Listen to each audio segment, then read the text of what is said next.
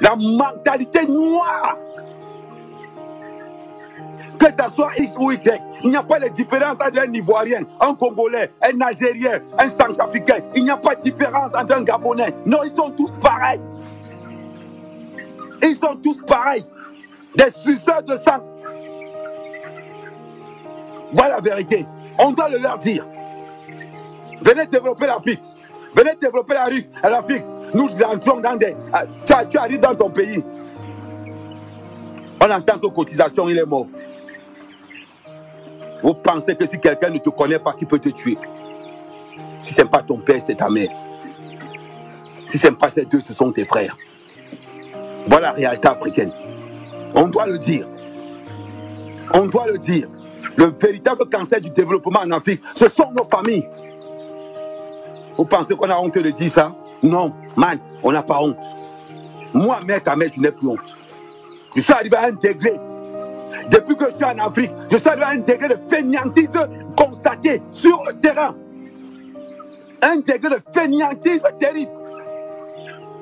Tout cela là en Europe. Est-ce que vous savez ce qui vous attend? On a sacrifié notre jeunesse. Nous avons sacrifié nos familles. Nous n'avons plus d'amour à cause de vous. Tu ne peux plus aimer ta femme parce qu'il faut que tu envoies l'argent. On épouse les vieilles blanches. On épouse les vieux blancs. Tu pars là où tu ne peux pas parce que tu veux faire honneur à ta famille. On en a marre. On en a marre. Laissez-nous tranquilles. Bande de parvenus, maximum de feignants qu'il y a dans toute l'Afrique. Laissez-nous tranquilles. Laissez-nous tranquilles. Nous sommes fatigués. Oh, Ahmed Kama envoie la voiture. Je veux faire le transport. Tu prends le car, tu envoies. Au bout de 2 mois, le car n'existe plus. Oh, je veux faire une boutique. Tu envoies les subventions. Au bout de 3 mois, la boutique n'existe plus. Et tu as toujours la mère ou le père qui est là. Oh non, il faut laisser tomber. Ils n'avaient pas l'expérience. Le père ou la mère, et ils sont toujours là pour justifier quelque chose. Comme un mauvais esprit. Comme un mauvais esprit. Après, ils vont nous accuser. Ils vont nous dire qu'on ne fait rien. Ils vont nous dire, nous, qu'on ne fait rien.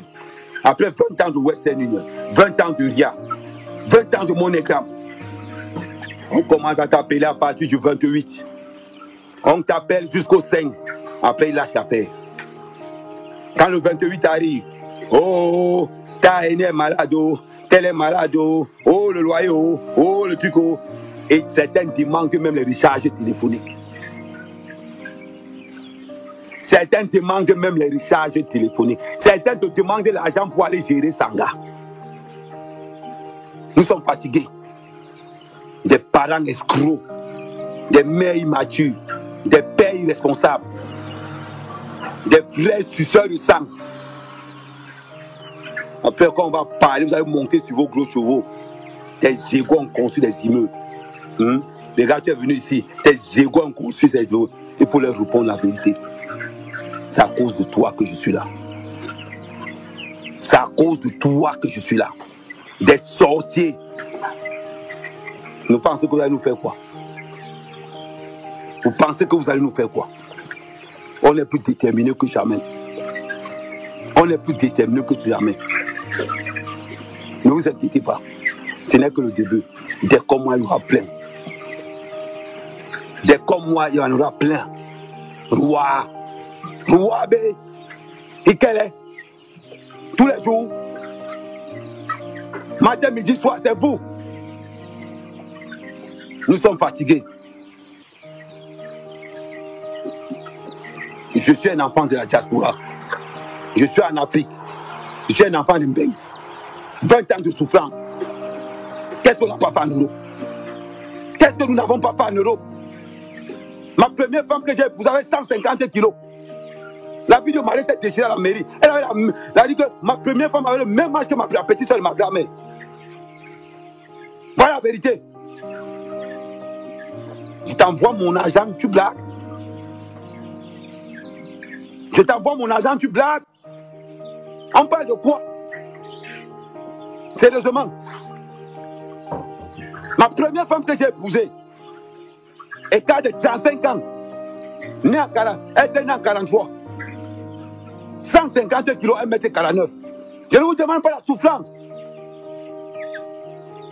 Et je sors sans papier dans cette histoire-là. Et je sors sans papier dans cette histoire. Quand il t'envoie mon argent, tu oses me demander que c'est petit.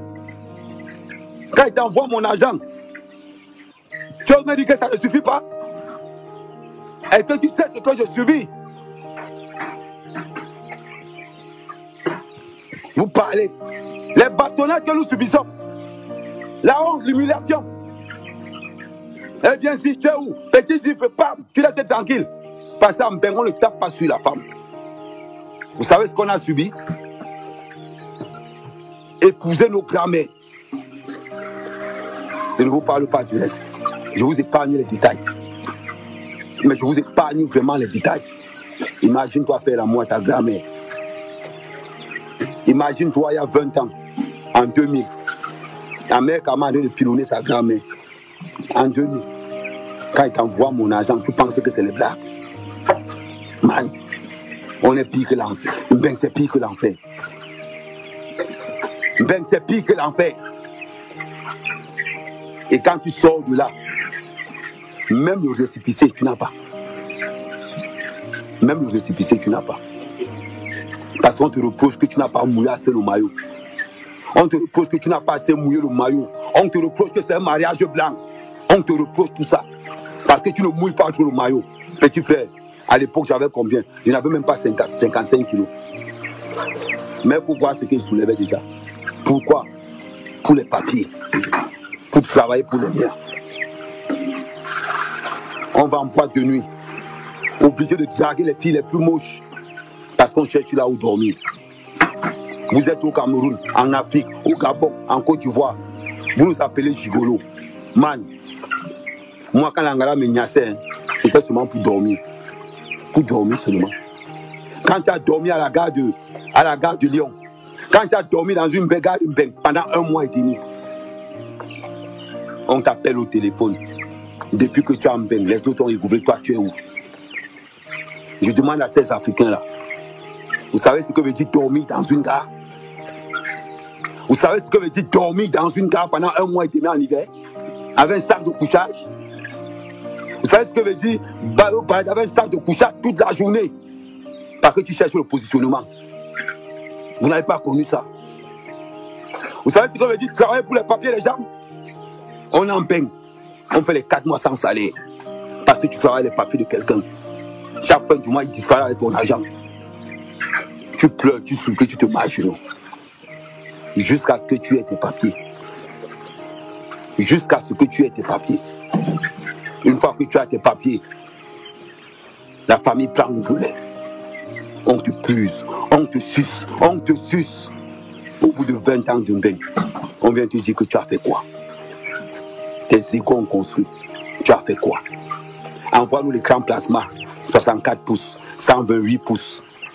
Et pourtant que tu as un bain, même la télé, tu n'as pas.